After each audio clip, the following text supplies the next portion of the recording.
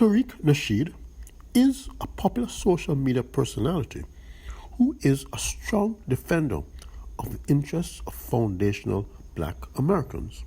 His views have put him at odds with members of different black immigrant groups. Tariq is a frequent visitor to Jamaica and speaks favorably about the country. With Jamaicans, by the way, I go to Jamaica all the time. Let me say there's a balance now. I go to Jamaica and they show me love when I go to Jamaica. I got some riders out there in Jamaica. I literally been all over Jamaica. I got Jamaican friends here that I'm hella cool with. Let's be very clear. However, he has had many contentious exchanges with Jamaican immigrants living in the United States. As a Jamaican, I would like to offer a dispassionate analysis of some of the issues that Tariq has raised. That's against all of us. And all of them, the immigrants come over here and they are against foundational black Americans. We don't owe nothing. Not all of these people. There are some good people. Enough of them. Enough of them. They come over here and are against us. Enough of them. We don't owe them anything, ma'am. We don't owe them nothing. They don't benefit us as a collective. Yeah, there's some. They have children. Jamaicans, Birdie, your Birdie, Jamaicans have such a nasty disposition towards us when they get over here. Really?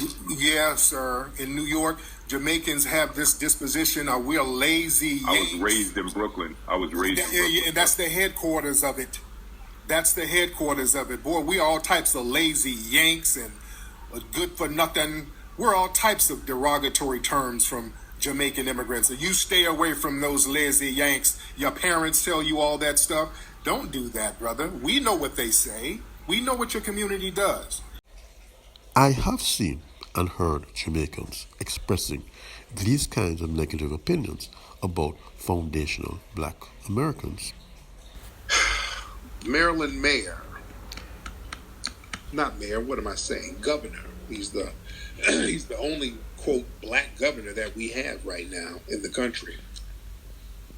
Which means nothing, by the way, but the only black governor that we have, Wes Moore, he just vetoed a bill for reparations for the state. They were going to put together a task force for reparations. He vetoed that. So yeah, he was like, oh no, we're going to focus on something else. Speaking of Republican, the black Republican Byron Donalds, is that his name? He was on the Breakfast Club and they were talking about, reparations for foundational black Americans. They were talking about that. And, they asked him about him being against reparations because he spoke out against reparations. He was against it. And he's Panamanian and Jamaican.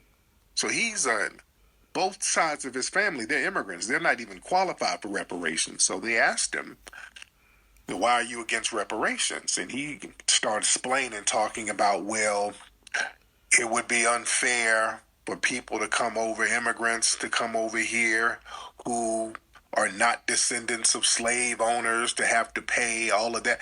Man, if you don't miss me with that narrative. Like the Republicans, they had Winsome Shears over there in Virginia, the lieutenant governor. She's a Jamaican tether who's always denigrating our damn lineage, talking about we need to get over slavery. But she was at some damn Holocaust museum kissing ass. Ooh, never be. Opposing reparations is at variance with what many foundational black Americans want. They would also find being told to get over slavery offensive. The thing is, we stood up and fought, and we've always fought and we didn't flee. So that's why we have a certain level of protection, man. See, when you flee all the time, you make yourself vulnerable, and that's where you are, man. Somebody who comes from places where their family fled, you can't really explain nothing to us, sir. I can explain a lot to you. No, you can. Both sides I can. Both sides of your family failed and fled their homelands. They failed in Ireland and they failed in Jamaica, sir. And you come from a failed lineage of people who made janky deals. Not true. Not true at all.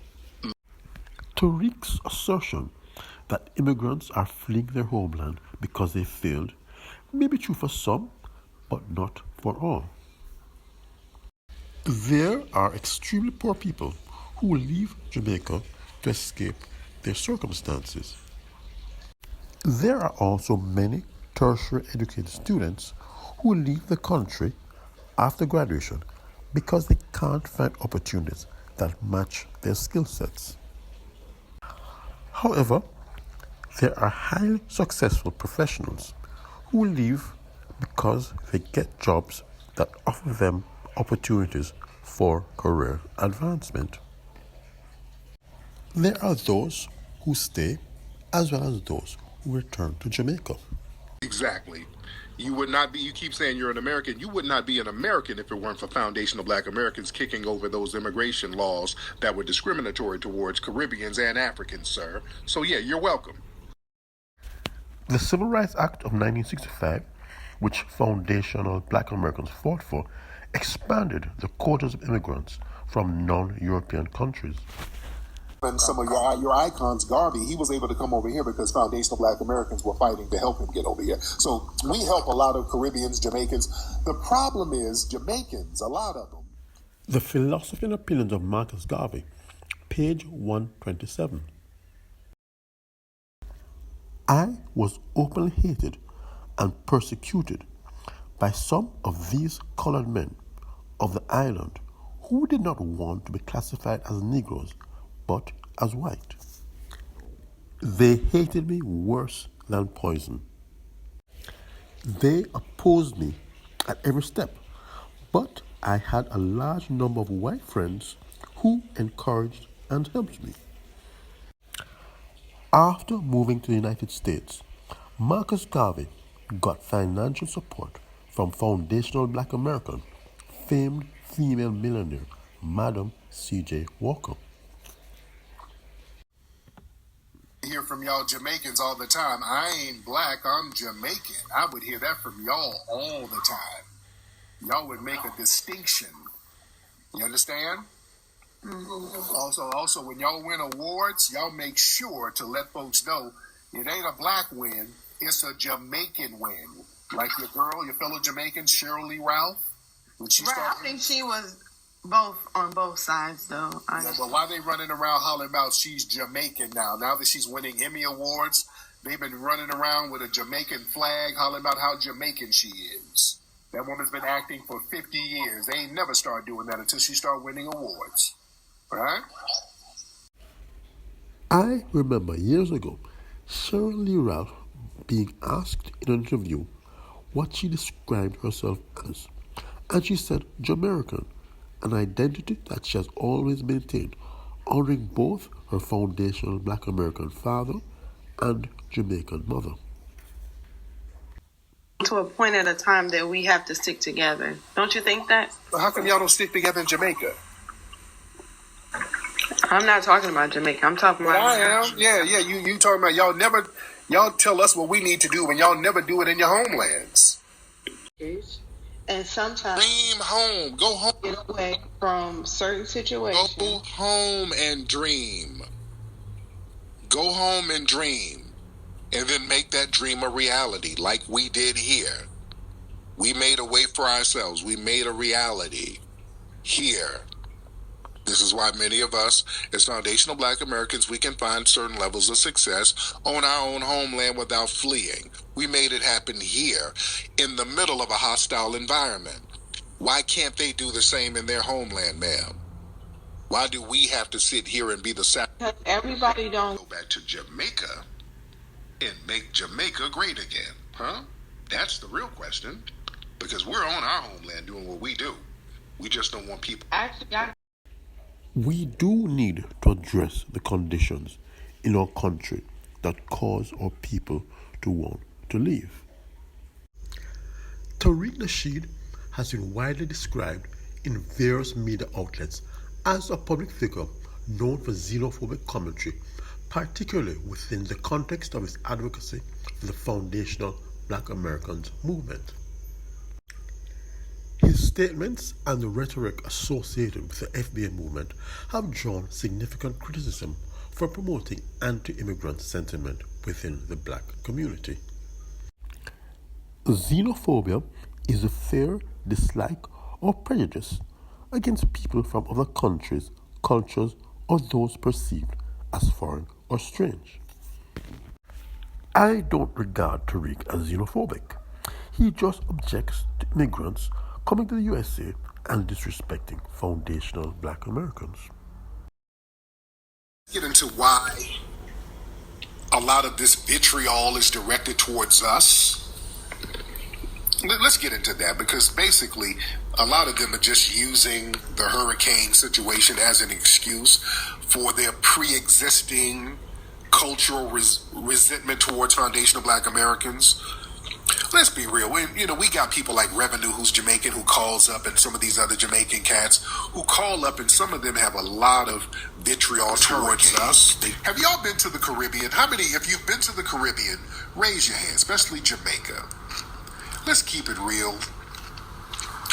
There has always been a contempt that some of those people at their resorts have for foundational black Americans. Not all of them. Some are cool. And again, I got a lot of folks who work outside the resorts of Jamaica who are actually cool, and I'm cool with when I go down there. But family, down in Jamaica, places like that, the tourism industry is built around serving foreign, often white tea guests. So when we show up with money and we have high expectations, some of them locals, they subconsciously start resisting being in a subservient role to somebody who looks like them. Because they don't act funky to the white tea people. I'll tell you that. They don't act funky towards them. Because, dude, I've been in a resort and I've asked for towels, and I've had to ask, can I get some extra towels, please?